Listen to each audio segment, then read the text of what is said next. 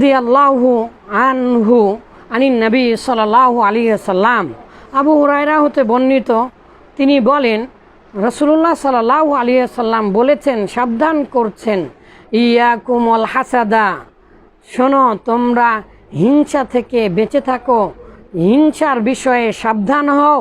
Final হাসাদা, নিশ্চয় হিংসাটা ইয়াকুলুল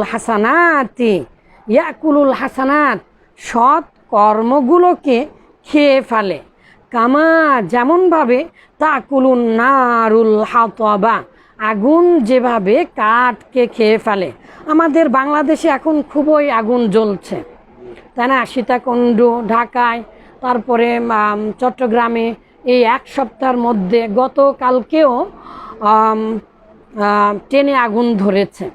আসলে এত আগুন ধরছে বিস্তারিত বলার সময় নেই। এগুলো অশনি সংকেত এবং এগুলো মূলত আল্লাহ তাআলার এক ধরনের গজব। আমাদেরকে আল্লাহ তাআলা রক্ষা করুন। কামা তাকুলুন নারুল হাতব, মহানবী সাল্লাল্লাহু আলাইহি ওয়াসাল্লাম এখানে উপমা দিলেন যে তাকুলুন নারুল হাতবা, কাঠকে যেমন আগুন খেয়ে ফেলে।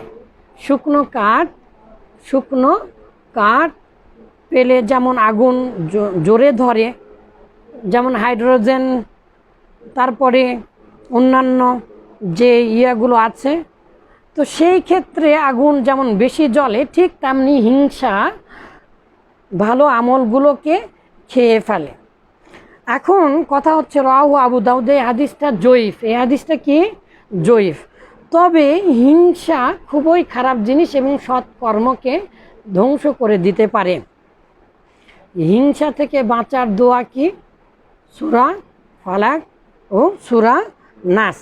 এই জন্য হিংসা খুবই ভয়াবহ একটা খারাপ জিনিস এবং হালাকুল আখলাক, মানুষের সৎ চরিত্র, উত্তম সদাচরণের যে গুণাবলী আছে বা মানুষের যে মন্দ চরিত্র, যেগুলো সৎ চরিত্রকে ধ্বংস করে, সেগুলোর মধ্যে একটা কি? হিংসা। হিংসা বিষয়ে আরও অন্যান্য হাদিস আছে। আল্লাহ তাআলা আমাদেরকে এমনটি যেন না করেন এবং অন্যের হিংসা থেকে আমাদেরকে রক্ষা করেন। তাহলে হাদিসটা জয়ীফ হলেও